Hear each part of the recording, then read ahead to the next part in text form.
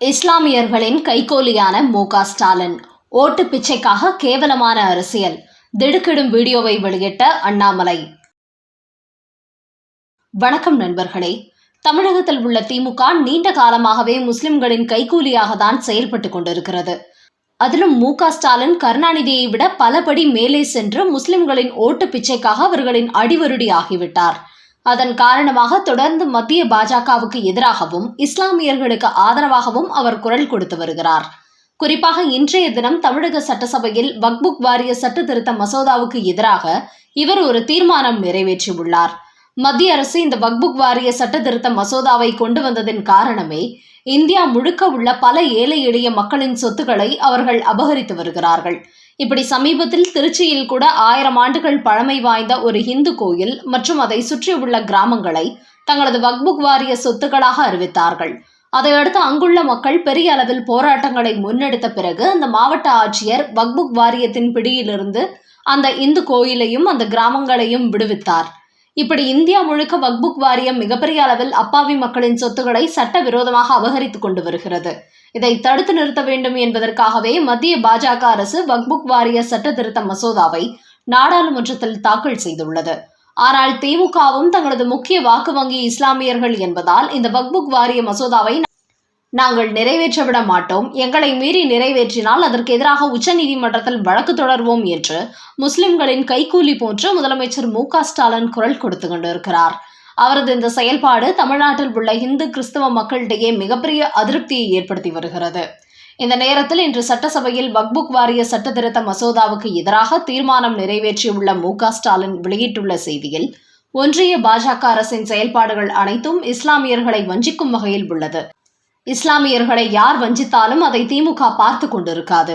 அதனால் இந்த வக்ஃப் வாரிய மசோதாவை நாங்கள் எதிர்க்கிறோம். இதை நாங்கள் நிறைவேற்ற விடவே மாட்டோம். திமுக எப்போதுமே இஸ்லாமியர்களின் பாதுகாவலராக இருந்து வந்துள்ளது. இது நாங்கள் இன்னும் பெரிய அளவில் முன்னெடுக்கப் போகிறோம். முஸ்லிம்களின் மத உணர்வுகளில் பாஜக அரசு தலையிடுகிறது.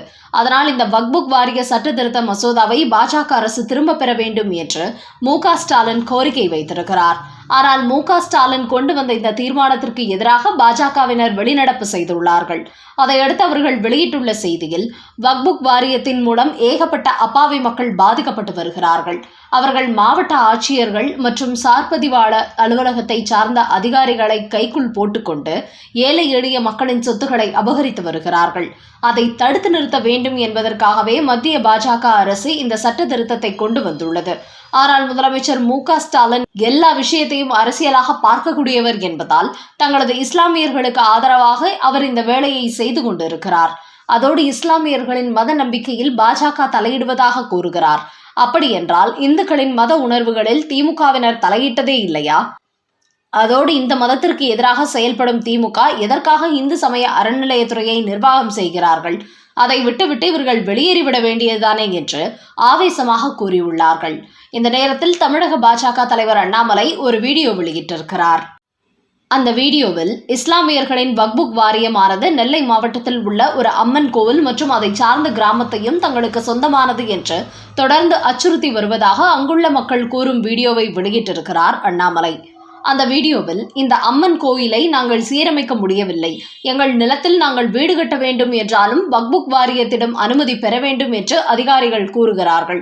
எங்களது பூர்வீக இடத்தில் வீடு கட்டுவதற்கு எதற்காக நாங்கள் வக்ஃப் வாரியத்திடம் அனுமதி பெற வேண்டும் என்று கேட்டால், இந்த நிலம் கோவில் எல்லாமே அவர்களின் வக்ஃப் வாரியத்துக்கு தான் உள்ளது, அதனால் எங்களை மீறி நீங்கள் எதுவும் செய்ய முடியாது என்று எச்சரிக்கை விடுகிறார்கள்.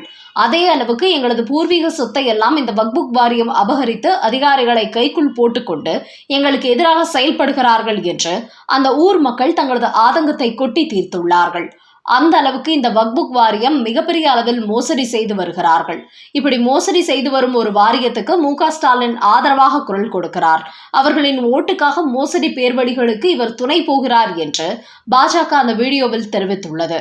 மு.க. ஸ்டாலின் இந்த செயல்பாடு தமிழ்நாட்டில் உள்ள இந்து கிறிஸ்தவ மக்களிடையே அவர் மீதான எதிர்ப்பை அதிகப்படுத்தி வருகிறது. இதை வைத்து பார்க்கும்போது எதிர்காலத்தில் தமிழ்நாட்டில் முஸ்லிம்கள் மட்டுமே திமுகவுக்கு வாக்களிப்பார்கள், இந்துக்களும் கிறிஸ்தவர்களும் திமுகவை முற்றிலுமாக புறக்கணித்து விடுவார்கள் என்பதையே மு.க. ஸ்டாலினின் இந்த செயல்பாடு உறுதிப்படுத்துகிறது. அடுத்த செய்தி, எடப்பாடிக்கு டெல்லி கொடுத்த 3 ஷாக். மார்ச் 31ஆம் தேதி வரை கெடு. செங்கோட்டையனின் ஆபரேஷன் ஸ்டார்ட். அமித்ஷாவிடம் சரண்டர் ஆனதின் சீக்ரெட் வெளியானது. பாஜகவுடன் இனிமேல் எந்த காலத்திலும் கூட்டணி வைக்க மாட்டோம் என்று கூறி வந்த எடப்பாடி பழனிசாமி திடீரென்று கடந்த சில மாதங்களாக திமுக மட்டுமே எங்களுக்கு எதிரி, அவர்களை தவிர யாருடன் வேண்டுமானாலும் நாங்கள் கூட்டணி வைப்போம் என்று கூறத் தொடங்கினார். அதையடுத்து தற்போது டெல்லி சென்று அமித்ஷாவை சந்தித்து கூட்டணி டீல் போட்டுவிட்டு திரும்பியிருக்கிறார். இந்த நிலையில் இப்படி திடீரென்று எடப்பாடி பழனிசாமி பல்டி அடித்ததன் பின்னணி என்ன என்பது குறித்து ஒரு பரபரப்பு செய்தி தற்போது வெளியாகி இருக்கிறது. அது என்னவென்றால், பாஜக மேலிடத்தை பொறுத்தவரை தமிழ்நாட்டில் ஸ்டாலின் ஆட்சிக்கு நிரந்தரமாக முடிவு கட்ட வேண்டும் என்று முடிவெடுத்து விட்டார்கள்.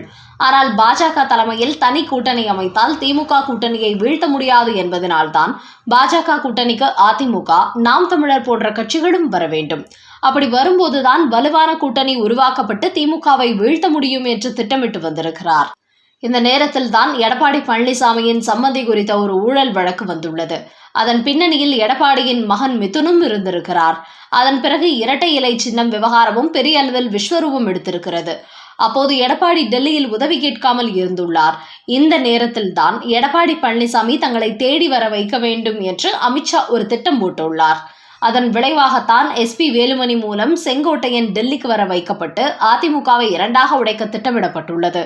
அதையடுத்துதான் எடப்பாடி பழனிசாமி கலந்து கொண்ட நிகழ்ச்சிகளை தவிர்க்க தொடங்கிய செங்கோட்டையன் அதிமுகவில் எடப்பாடி மீது அதிருப்தியில் இருக்கும் 42 MLA-க்களை தன் பக்கம் திருப்பியிருக்கிறார். இதுதான் எடப்பாடி பழனிசாமிக்கு பெரிய தலைவலியை கொடுத்துள்ளது. அதோடு மார்ச் 31ஆம் தேதிக்குள் அமித்ஷாவை சந்தித்து கூட்டணி டீல் போடவில்லை என்றால் அதிமுக இரண்டாக உடைக்கப்படும் என்று செங்கோட்டையன் எடப்பாடிக்கு கடும் அதிர்ச்சி கொடுத்திருக்கிறார்.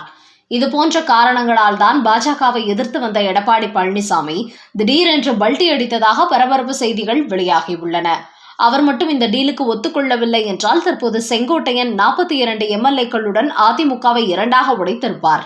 அதோடு இரட்டை இலை சின்னமும் அதிமுகவுக்கு கிடைக்காது.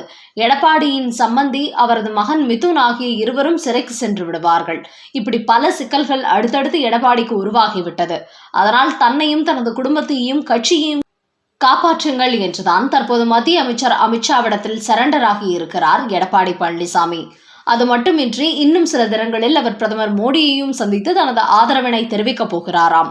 அதனால்தான் அதிமுக பாஜக கூட்டணியில் டிடிவி தினகரன், OPS-ஐயும் இணைத்துக் கொள்ளலாம் என்கிற முடிவுக்கு வந்துவிட்டாராம். அதோடு இந்த டீலுக்கு எடப்பாடி மட்டும் ஒத்துக்கொள்ளாமல் இருந்திருந்தால் அதிமுகவின் பொதுச் செயலாளர் செங்கோட்டையன் ஆகியிருப்பார் என்றும் கூறப்படுகிறது.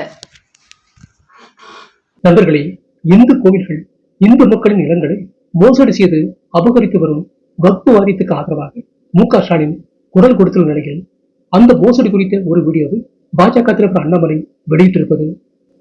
மார்ச் 31ஆம் தேதிக்குள் சரண்டர் ஆக வேண்டும். எடப்பாடிக்கு டெல்லி வைத்த 3 செக். செங்கோட்டையனின் ஆபரேஷன் காரணமாக அமித்ஷாவை தேடி எடப்பாடி ஓட்டம் பிடித்தது குறித்த உங்களோட கருத்துக்களை கமெண்ட் பாக்ஸில் பதிவிடவும். நன்றி, வணக்கம்.